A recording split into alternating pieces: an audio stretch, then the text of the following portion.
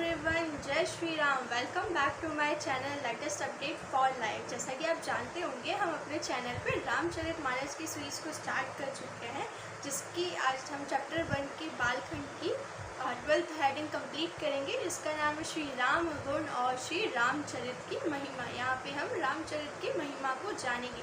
तो चलिए तुलसीदास जी के लिखे हुए कथन को पढ़ते हैं। जय श्री राम। मोरी सुध रही सो सब भांति, जासु कृपा नहीं कृपा आघाती। राम सुस्वामी को सेवकु, मोसो निज दिशि देखी दया निधि पोसो।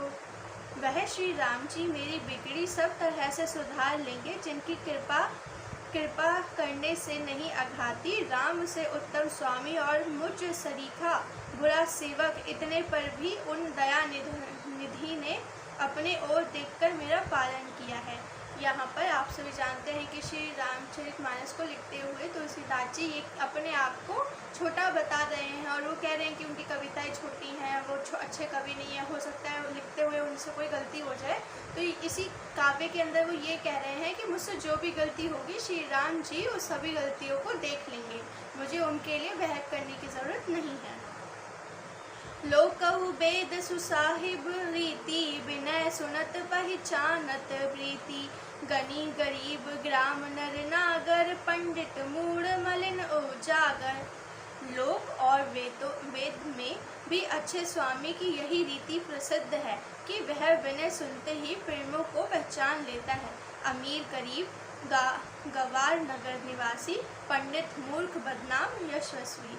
यहाँ कह रहे हैं कि जो लोग और वेदों में अच्छे हैं, मतलब जिन्होंने इन सारी चीज़ों का ज्ञान ले रखा है, वो अच्छी रीति को पहचाने लेंगे, भले ही वो अमीर हो, गरीब हो, गवार हो, नगरवासी हो, वो कैसा भी इंसान हो। सुकवि कुकवि निजमति अनुहरी, नृपहरि सराहत सब नर नारी। साधु सुजान सुशील नृपाला, ईस अंश भव बरम कृपाला। सुकवि कुकवि सभी नर नारी अपनी अपनी बुद्धि के अनुसार राजा की सराहना करते हैं, और साधु बुद्धिमान सुशील ईश्वर के अंश से उत्पन्न कृपालु राजा है। यहाँ पर बात हो रही है सुकवि कुकवि नर नारी, मतलब जो बुद्धि का कंपैरिजन होता है उसके बारे में बात की जा रही है यहाँ पर। सुनि सन मनहि सबहि सुबानी, ध्यानिति भगति नति गति पहचानी। यह प्रकृत महिपाल सुभाऊ, जान शिरोमणि कौशल राऊ। सबकी सुनकर और उनकी वाणी भक्ति विनय और चाल को पहचान कर, सुंदर मीठी वाणी से सबका यथा योग्य सम्मान करते हैं। यह स्वभाव तो संसारी राजाओं का है। कौशलनाथ श्री रामचंद्र जी तो चतुर शिरोमणि हैं। यहाँ पर बात की जा रही है कि जो अच्छा राजा होगा, वो भले ही कोई कवि कैसी भी कविता लिख रहा है, उस कविता को अच्छी तरीके से ही लेता है, लेकिन ना पॉजिटिव वे लेगा। पर जो रामचंद्र जी हैं, वो कितनी भी बुरी कविता क्यों ना हो, उसको भी बहुत अच्छे से लेंगे। तो एक होता है शिरोमणि, और यहाँ पर चतुर शिरोमणि कहा है कि मतलब एक शिरोमणि के बराबर के 4 शिरोमणि श्री रामचंद्र जी हैं। रिझत राम स्नेह निसोते, को जगमंद मलिन मोते। श्री राम जी तो विशुद्ध प्रेम से ही रीझते हैं, पर जगत में मुझसे बढ़कर मूर्ख और मली बुद्धि और कौन होगा। यहाँ पर तुलसीदास जी कह रहे हैं कि जो श्री रामचंद्र जी हैं, वो जो भी मतलब बुद्धि से या प्रेम से प्रसन्न होते हैं, वो बुद्धि होती है जिसमें कोई छल ना हो, कोई मलिनता ना हो। तो तुलसीदास जी यहाँ पे अपने आप को कह रहे हैं कि मुझ मूर्ख से बढ़कर तो कोई भी यहाँ पे चतुर या दिल जिसका मलिन हो, वो यहाँ हो ही नहीं सकता है। सट सेवक की प्रीति रुचि, रखे राम कृपालु। उपल किए जल जान जही, सचिव सुमति का पिभालु। तथापि कृपालु श्री रामचंद्र जी मुझे दुष्ट सेवक की प्रीति और रुचि अवश्य रखेंगे, जिन्होंने पत्थरों को जहाज और बंदर भालुओं को बुद्धिमान मंत्री बना लिया था। यहाँ पर श्री रामचंद्र जी के बारे में बताते हुए वो कह रहे हैं कि जैसे अभी उन्होंने कहा कि मैं तो मूर्ख हूँ, मेरी बुद्धि से ज़्यादा मलिन बुद्धि तो किसी की भी नहीं हो सकती, परंतु श्री रामचंद्र जी इतने दयालु हैं जिन्होंने वानरों को अपना मंत्री रख लिया, वो मुझ पर कृपा क्यों नहीं करेंगे। हो कहावत सबहु कहत, राम सहत उपहास, सहेब सीता नाथ सो सेवक तुलसीदास। सब लोग मुझे श्री राम जी का सेवक कहते हैं और मैं भी बिना लज्जा संकोच कहलाता हूँ। कहने वालों का विरोध नहीं करता। कृपालु श्री राम जी इस निंदा को सहते हैं। श्री सीतानाथ जी जैसे स्वामी का तुलसीदास सा सेवक। यहाँ पर बात हो रही है कि तुलसीदास जी को सीताराम जी का सभी सेवक मानते हैं और इस बात की श्री राम जी कोई निंदा नहीं कर रहे हैं। वो इतने बड़े हैं और वो इतने बड़े स्वामी का मैं सेवक हूँ, ये मेरे लिए सौभाग्य की बात है। अति बड़ी मोरी ठिठाई खोरी, सुनी नर कहु नाक सकोरी, समुझहि सहम मोहे अपडर अपने, सो सुधि राम की नहीं अपने। यह मेरी बहुत बड़ी ठिठाई और दोष है और पापों को सुनकर नरक ने भी नाक सिकोड़ ली, अर्थात नरक में भी मेरे लिए ठोर नहीं है। यह समझकर मुझे अपने ही कलिप्त डर से डर हो रहा है, किंतु भगवान श्री रामचंद्र जी ने तो स्वप्न में भी इस पर मेरी इस ठिठाई और दोष पर ध्यान नहीं दिया। यहाँ पर तुलसीदास जी कह रहे हैं कि मैं बहुत ही दुष्ट हूँ, मेरे अंदर बहुत कमियाँ हैं, मतलब मेरे कमों को, मेरे पापों को देखकर नरक के भी द्वार बंद हो जाए, मतलब मृत्यु के बाद मुझे नरक भी ना मिले। मेरे कर्म इस प्रकार हैं, परंतु श्री रामचंद्र जी ने इस पर स्वप्न में भी संदेह नहीं किया, मतलब बोलते हैं ना, उसे नेगेटिव नहीं लिया। सुनी अब लोकी सुचित चक चाही, भगति मोर सती स्वामी सराही, कहते नसाई होई हियनी की, रिजत राम जानी जन की जी की।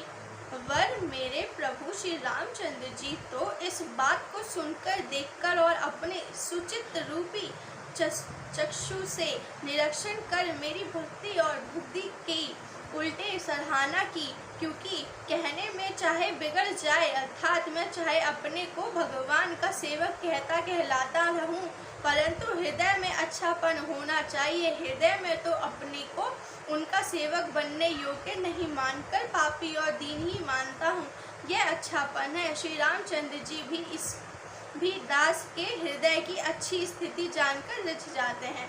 यहाँ पर कहा जा रहा है कि भले ही आपके कार्य कैसे भी हैं, आप अगर दिल से अच्छे हैं तो श्री रामचंद्र जी आपके दिल को पढ़ लेंगे, समझ लेंगे और वो उसी से रिझ जाएंगे। मतलब आप बाहर कैसे भी दिख रहे हैं, लेकिन मन में आप श्री राम जी का नाम ही जाप कर रहे हैं, तो श्री राम जी उससे भी प्रसन्न हो जाएंगे।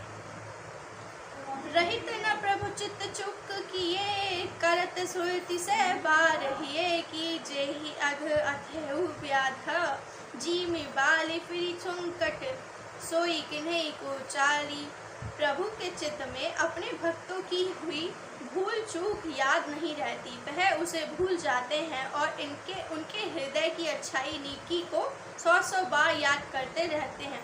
जिस पाप के कारण उन्होंने बाली को व्याध की तरह मारा था, वैसे ही कुचाल फिर सुग्रीव ने चली। यहाँ पर श्री राम जी के बारे में कहा जा रहा है कि हम बहुत सारे पाप करते हैं, प्रभु उन पर इतनी नज़र नहीं रखते, लेकिन हमारे द्वारा कोई एक कार्य भी अच्छा हो जाता है तो प्रभु उसको 100 बार गुणगान करते हैं। सोई कर तूति विभीषण केरी, सपने हुसोना राम ही हेरी, ते भरता ही भेटत सन्माने, राजसभा रघुवीर बखाने। वही करनी विभीषण की थी, परंतु श्री रामचंद्र जी ने सुप्रेम भी उसका मन में विचार नहीं किया। उल्टे भरत जी से मिलने के समय श्री रघुनाथ जी ने उनका सम्मान किया और राजसभा भी उनके गुणों का बखान किया। आप सब जानते होंगे कि विभीषण जी राक्षस योनि के थे, राक्षस के घर पर जन्म लिया था उन्होंने, परंतु श्री राम जी का गुणगान करने की वजह से उन्होंने उस चीज़ पे नज़र नहीं रखी और लंका जीतने के बाद राज्याभिषेक भी विभीषण जी का कराया। और जब वो अयोध्या आए, जब उनका अभिषेक हुआ, तो अपनी सभा में जो राजा रामचंद्र जी की सभा थी उसमें भी विभीषण जी का गुणगान किया। मतलब आप भले ही 100 कार्य गलत करते हैं, लेकिन प्रभु की दृष्टि में आपने एक कार्य भी बहुत अच्छा कर दिया, तो आप प्रभु का दिल जीत लिए। प्रभु तरुतर कपिडार पर ते किए आप सम्मान, तुलसी कहो ना राम से साहिब सिली निधान। प्रभु श्री रामचंद्र जी तो वृक्ष के नीचे और बंदर डाली पर, अर्थात कहाँ मर्यादा पुरुषोत्तम सच्चिदानंद परमात्मा श्री राम जी और कहाँ पेड़ों की शाखाओं पर कूदने वाले बंदर, परंतु ऐसे बंदरों को भी उन्होंने अपने समान बना लिया। तुलसीदास जी कहते हैं, श्री रामचंद्र जी सरीखे शिली निधान स्वामी कहीं भी नहीं है। यहाँ पर बताया जा रहा है कि श्री रामचंद्र जी जैसा राजा स्वामी कभी नहीं था, ना है और ना कभी मिल पाएगा, क्योंकि जो श्री रामचंद्र जी वृक्ष हैं और उन पर जो वानर कूदते हैं, उन्होंने उनको भी अपनी समान माना और उनको सम्मान किया। तो यहाँ बता रहे हैं कि जो वानरों का भी सम्मान कर सके, ऐसा राजा कभी दोबारा देखने को नहीं मिल सकता। राम निकाय रावरी है सबही को नीक, जो यह साची है सदा तो नीको तुलसीक। हे श्री राम जी, आपकी अच्छाई से सभी का भला है, अर्थात आपका कल्याण में स्वभाव सभी का कल्याण करने वाला है। यदि यह बात सच है तो तुलसीदास का भी सदा कल्याण ही होगा।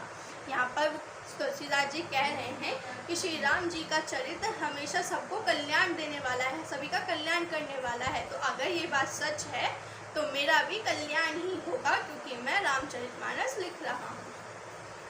एहि विधि निच गुण दोष कहीं, सबहि बहुरि सिरुनाई। बटनौ रघुवर विशद जसु, सुनि कलि सुन साई। इस प्रकार आपने गुण दोषों को कहकर और सबको फिर सिर नवाकर मैं श्री रघुनाथ जी का निर्मल यश वर्णन करता हूँ, जिसके सुनने से कलयुग के पाप नष्ट हो जाते हैं। यहाँ पर श्री तुलसीदास जी कह रहे हैं कि श्री राम जी के गुणों को सुनने के बाद सभी के कलयुग के पाप नष्ट हो जाएंगे, इसलिए मैं श्री राम जी के गुणों को अब गाना शुरू करता हूँ। जाग बलिक जो कथा सुहाई, भारद्वाज मुनिवर हाई। सुनई कहियो सोई संवाद बखानी, सुनहु सकल सज्जन सुकमानी।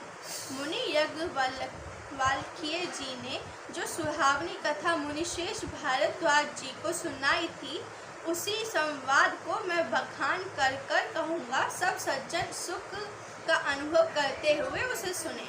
यहाँ पर याज्ञवल्क्य जी ने जो कथा भारद्वाज जी को सुनाई थी, जिससे सभी के दिल पावन हो गए थे, तुलसीदास जी कह रहे हैं कि मैं भी आप सभी को वही कथा सुना रहा हूँ, आप सब ध्यान से सुनिएगा।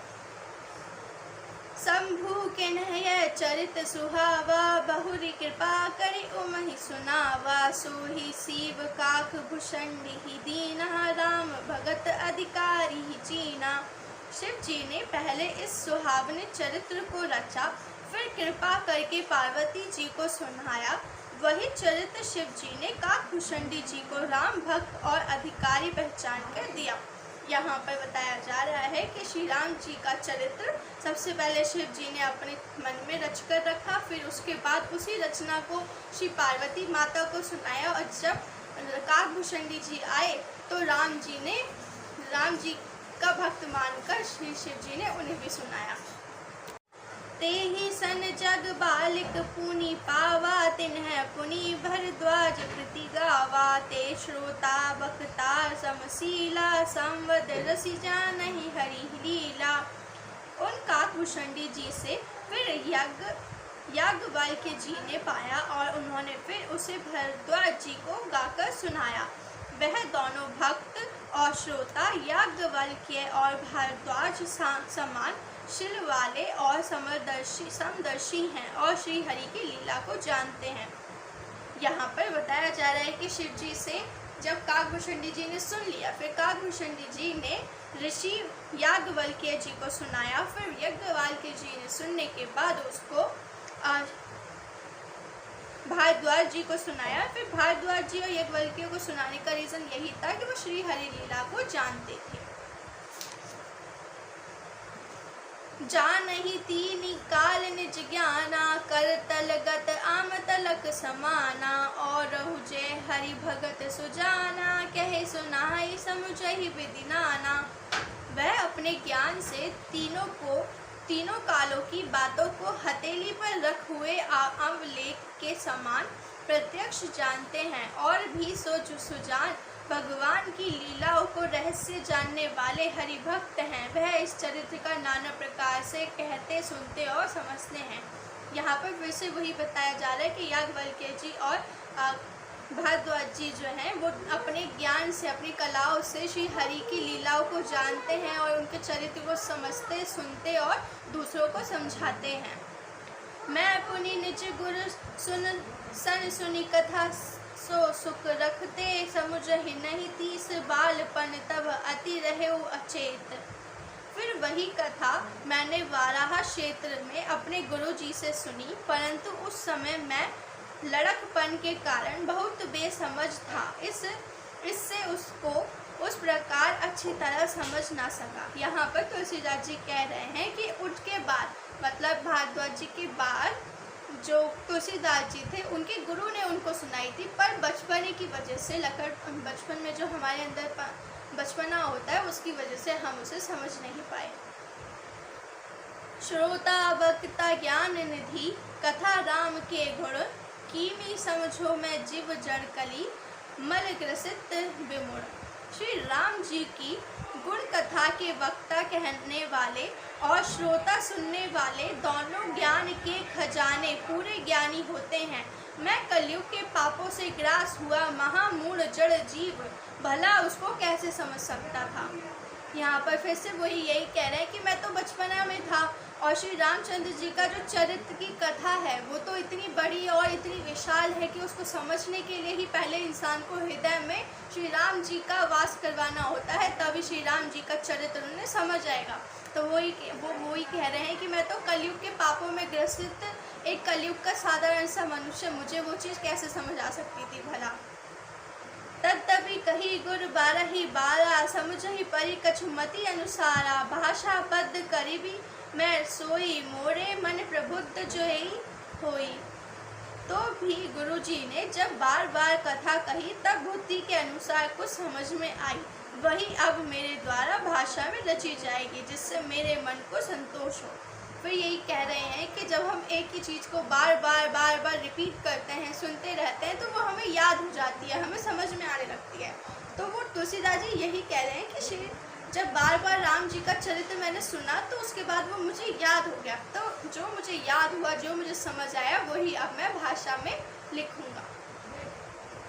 जस कछु बुद्धि विवेक बल मेरे, तस कहूँ हिय हरि के पेरे, निज संदेह मोह भ्रम हरनी, करेऊ कथा भव सरिता तरनी।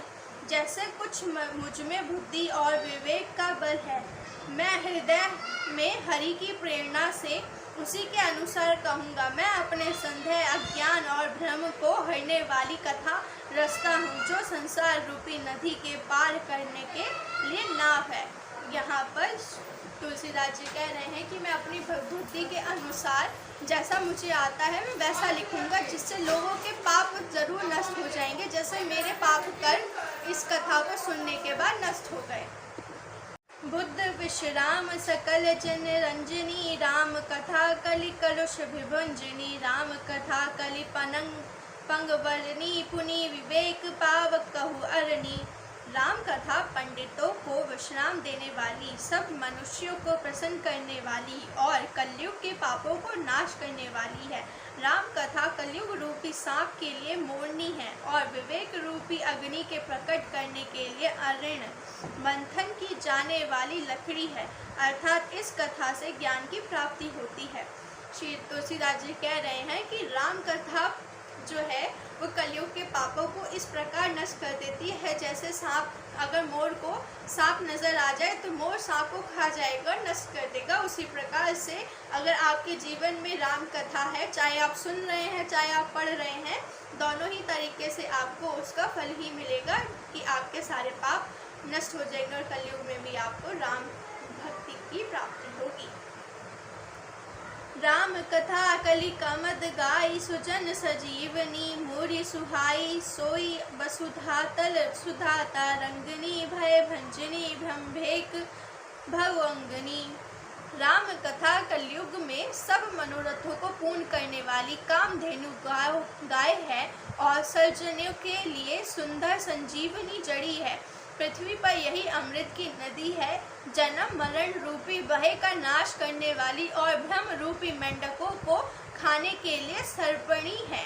यहाँ पर बताया जा रहा है कि श्री राम कथा जो है कलयुग के सभी मनोरथों को, मतलब आपकी जो भी इच्छाएं हैं, आपकी जो भी मटेरियलिस्टिक डिज़ायर्स हैं, वो सभी फुलफिल हो सकते हैं अगर आप श्री रामचरितमानस का पूरे दिल से हृदय से पाठ करते हैं तो। और यहाँ पर ये बताया जा रहा है कि श्री रामचरितमानस जो है वो धरती पे कामधेनु गाय की तरह काम करती है।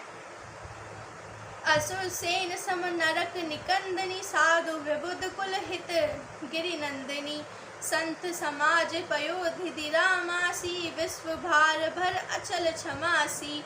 यह राम कथा असुरों की सेना के समान नरकों का नाश करने वाली है और साधु रूप देवताओं के कुल का हित करने वाली पार्वती दुर्गा है।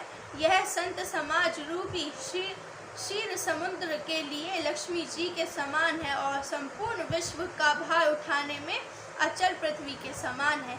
यहाँ पर श्री रामचरितमानस को बताया जा रहा है कि ये वो नौका है जो आपको स्वर्गलोक तक लेके जा सकती है और ये वो दुर्गा माता है, वो पार्वती माता का दुर्गा रूप है जो दुष्टों का नाश कर साधु संतों की रक्षा करती हैं। जमगन मुहु मसी जग जमुना सी, जीवन मुकुति है तो जनकासी, राम ही प्रिय पावनी तुलसी सी, तुलसीदास हित है हुलसी सी।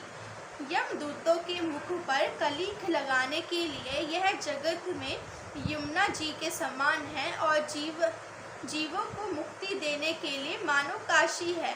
यह श्री राम जी को पवित्र तुलसी के समान प्रिय है और तुलसीदास लिए तुलसीदास जी की माता के समान हृदय से हित करने वाली है। यहाँ पर बताया जा रहा है कि जो तुलसीदास जी की लिखी हुई रामचरितमानस है या राम कथा है वो यमदूत के मुख पर कलीख लगा देगी। मतलब यमदूत जो भी आएंगे आपको लेने के लिए उनका विरोध कर सकती है अगर आपके पास राम कथा की शक्ति है, आप राम कथा का नित्य प्रतिदिन पाठ करते हैं तो। और यहाँ पर ये बताया जा रहा है कि श्री राम जी की कथा का जो भी गुणगान करते हैं वो उन्हें तुलसी के पत्र की तरह प्रिय है। मतलब श्री राम जी को राम कथा कहने वाले जो भक्त हैं वो तुलसी की तरह प्रिय हैं। और जो तुलसीदास जी हैं वो ये कह रहे हैं कि जैसे तुलसी की माता हुलसी ने, मतलब तुलसीदास जी की माता जो हुलसी थी, उन्होंने जिस प्रकार उनका पालन पोषण किया ऐसा ही श्री राम जी करवाते हैं सबसे। शिव प्रिय में कल सेल सुतासी, सकल सिद्धि सुख संपत्ति राशि, सदगुण सरगुण अम्ब अदिति सी, रघुवर भक्ति प्रेम परमीति सी। यह राम कथा शिव जी को नर्मदा जी के समान प्यारी है। यह सब सिद्धियों को क्योंकि तथा सुख संपत्ति की राशि है। सद्गुण रूपी देवताओं के उत्पन्न और पालन पोषण करने के लिए माता आदिति के समान श्री रघुनाथ जी की भक्ति और प्रेम की परम सीमा सी है। यहाँ पर बताया जा रहा है कि श्री राम जी को राम कथा नर्मदा जी के समान प्यारी है और इससे आपको सभी प्रकार की सिद्धियाँ प्राप्त हो सकती हैं। राम कथा मंदाकिनी, चित्रकूट चित चारु, तुलसी सुभग स्नेह बनसिय, रघुवीर विहारू। तुलसीदास जी कहते हैं कि राम कथा मंदाकिनी नदी है, सुंदर निर्मल चित्रकूट है और सुंदर स्नेही वन है जिसमें श्री सीताराम जी विहार करते थे। यहाँ पर बताया जा रहा है कि जो राम कथा है वो मंदाकिनी नदी है और जो उसका निर्मल और सुंदर रूप है वो चित्रकूट है और जो चित्रकूट में वन है जहाँ पर श्री सीताराम जी रहे थे वो उसके सुंदर प्रेम है। मतलब जो श्री रामचंद्र जी की कथा गाने के बाद हमें स्नेह फील होता है, प्रेम का इमोशन आता है, वो इमोशन श्री सीताराम जी का चित्रकूट के वन में रहने जितना बराबर है। रामचरित चिंतामणि चारु, संत सुमति तिये सुभाग सिगारू, जग मंगल गुण ग्राम राम के, दानी मुक्ति धन धर्म धाम के। श्री रामचंद्र जी का चरित्र सुंदर चिंतामणि है और संतों की सुबुद्धि रूपी स्त्री का सुंदर श्रृंगार है। श्री रामचंद्र जी के गुण समूह का जगत का कल्याण और करने वाले और मुक्ति धन धर्म और परम धाम को देने वाले हैं। श्री रामचंद्र जी का जो चरित्र है वो इतना सुंदर है कि उसका गुणगान करने से आपको धरती लोक पर मुक्ति धन धर्म परम धाम मिल जाएगा। सतगुर ज्ञान विराग जोग के विबुध भेद भव भीम रोग के जननी जनक सिए राम प्रेम के विज सकल व्रत धर्म नेम के। ज्ञान वैराग्य और योग के लिए सद्गुरु हैं और संसार रूपी भयंकर रोग का नाश करने के लिए देवताओं के वैद्य अश्विनी कुमार के समान है। श्री सीताराम जी के प्रेम के उत्पन्न करने के लिए माता पिता हैं और संपूर्ण व्रत धर्म और नियम के बीज हैं। यहाँ पर बताया जा रहा है कि जो ज्ञान वैराग्य योग के लिए सद्गुरु है और संसार रूपी भयंकर रोग का नाश करने के लिए श्री राम कथा जो है वो परिपूर्ण है। मतलब आप राम कथा पढ़ते हैं तो वैराग्य का नाश, मतलब आपको आपके जितने भी भयंकर रोग हैं, आपको कोई भी बीमारी है, वो सभी नष्ट हो सकती है। समन पाप संताप शोक के प्रिय पालक पर लोक लोक के सजीव सुबट भूपति विचार के कुंभज लोभ उदधि उपार के। पाप संताप और शोक का नाश करने वाला तथा इस लोक और परलोक प्रिय पालन करने वाला है। विचार ज्ञान रूपी राजा के शूरवीर मंत्री और लोभ रूपी अपार समुद्र के सोखने के लिए अगस्त्य मुनि है। का यहाँ पर बताया जा रहा है कि जो पाप संताप शोक का नाश करती है वो सिर्फ एक केवल राम कथा ही है। और यहाँ पे अगर आप राम कथा का पाठ करते हैं तो धरती लोक पर जितने ज्ञान की आवश्यकता होती है उससे भी अधिक ज्ञान की आपको प्राप्ति हो सकती है अगर आप राम कथा का मतलब राम कथा को गाते या सुनते हैं। काम को कली मल कारग्नि के कहरी सावक सावक जन मन बान के। अतिथि पूज्य प्रियतम पुरारी के कामद घन दारिद दवारी के। भक्तों के मन रूपी वन में बसने वाले काम क्रोध और कलयुग के पाप रूपी हाथियों को मारने के लिए सिंह के बच्चे हैं। शिव जी के पूज्य और प्रियतम अतिथि हैं और दरिद्रा रूपी दावन दल के बुझाने के लिए कामना पूर्ण करने वाले मेघ हैं। यहाँ पर बताया जा रहा है कि भक्तों के मन में मतलब जितने भी हम भक्त हैं हम सब किस चीज़ से परेशान होते हैं, हम क्रोध लोभ मोह माया इन सब में फंस जाते हैं। तो यहाँ पे बताया जा रहा है कि श्री रामचरितमानस का पाठ आपको इन सभी से मुक्त कर देगा। मंत्र महामणि विषय वियाल के मेटत कठिन कुअंक बहाल के। हरन मोहतम दिनकर कर से सेवक सालिपाल जलदर से। विषय रूपी सांप का जहर उतारने के लिए मंत्र और महामणि है। यह ललाट पर लिखे हुए कठिनता से मिटने वाले बुरे लेखों का मंत्र प्रबंध को मिटा देने वाले हैं। अज्ञान रूपी अंधकार के हरण करने के लिए सूर्य की किरणों के समान और सेवक रूपी धान के पालन करने के मेघ के समान है। यहाँ पर बताया जा रहा है कि विष रूपी सांप का जहर अगर आपको अपनी ज़िंदगी से निकालना है, यहाँ पे जहर कंपेयर किया जा रहा है आपकी ज़िंदगी में जो डे टू डे लाइफ में जो भी दुख आते हैं, जैसे आपकी बीमारियाँ आती हैं तरह तरह की, आपको धन की कमी आती है, जितने भी मेटेरियलिस्टिक डिज़ायर्स हैं वो सभी का नाश होता है। मतलब वो सभी दुखों का नाश होता है श्री रामचरितमानस का पाठ करने से। अभित दान देव तरु बर से सेवत सुलभ सुकद हरिहर से। सुकवि शरद नभ मन उड़गन से राम भगत जन जीवन धन से। मनवांछित वस्तु देने में श्रेष्ठ कल वृक्ष के समान है और सेवा करने में हरिहर के समान सुलभ और सुख देने वाले हैं। सुख भी रूपी शरद ऋतु के मन रूपी आकाश को सुशोभित करने के लिए तारंग के समान और श्री राम जी के भक्तों तो जीवन धन ही है। यहाँ पर कहा जा रहा है कि राम कथा वो कल्प वृक्ष है। कल्प वृक्ष मतलब आप जो भी कल्पना करते हैं आपको वो मिल जाता है। श्री राम कथा श्री राम भक्तों के लिए इस प्रकार की है। मतलब आप जो भी डिज़ायर्स अपनी लाइफ में रखेंगे। अगर आप राम कथा करते हैं तो धीरे धीरे वो डिज़ायर्स फुलफिल होने लगते हैं। मतलब ऐसा नहीं है कि आप कर्म नहीं कर रहे हैं फिर भी आपको मिल जाएगा, ऐसा नहीं होता है, पर धीरे धीरे आप उसी लाइन में आ जाते हैं। जो भी जो भी आपका डिज़ायर है उसको करने के लिए जो भी कर्म चाहिए, जो भी वर्क करना है आपके थ्रू, वो भी आप श्री रामचंद्र जी की कृपा से करने लगते हैं। सकल सुकृत फल भूरी भोग से, जग हित निरुपधि साधु लोक से, सेवक मन मानस मराल से, पावन गंग तरंग माल से। संपूर्ण पुण्यों के फल महान भोग के समान है। जगत का छल रहित यथार्थ हित करने में साधु संत के समान है। सेवकों को मन रूपी मान सरोवर के लिए हंस के समान है और पवित्र करने में गंगा जी की तरण मालाओं के समान है। यहाँ पे बताया जा रहा है कि जब भी आप कोई पुण्य कर्म कर रहे हैं और उस पुण्य कर्म का आपको फल मिल रहा है, तो राम कथा भी उसी प्रकार है। और आप मतलब महान लोगों के लिए सबसे बड़ा चित्त जो होता है उनकी बुद्धि होती है, तो उनकी बुद्धि की प्राप्ति उन्हें हो जाए, उनको ज्ञान की प्राप्ति हो जाए, उतना ही फल आपको राम कथा से मिलता है। और श्री राम कथा जो है गंगा जी के समान है, जो आपके सभी पापों को हर लेती हैं। आप पाप मुक्त हो जाते हैं। अगर गंगा जी को स्नान कर लेते हैं तो आप पवित्र हो जाते हैं। तो राम कथा भी उसी प्रकार से है। आप राम कथा पढ़ रहे हैं तो मतलब आपने गंगा स्नान कर लिया। कुपथ कुत्रक कुचाली कली कपट दंभंग पाषाण, दहन राम गुण ग्राम जिमी ईंधन अनल प्रचंड।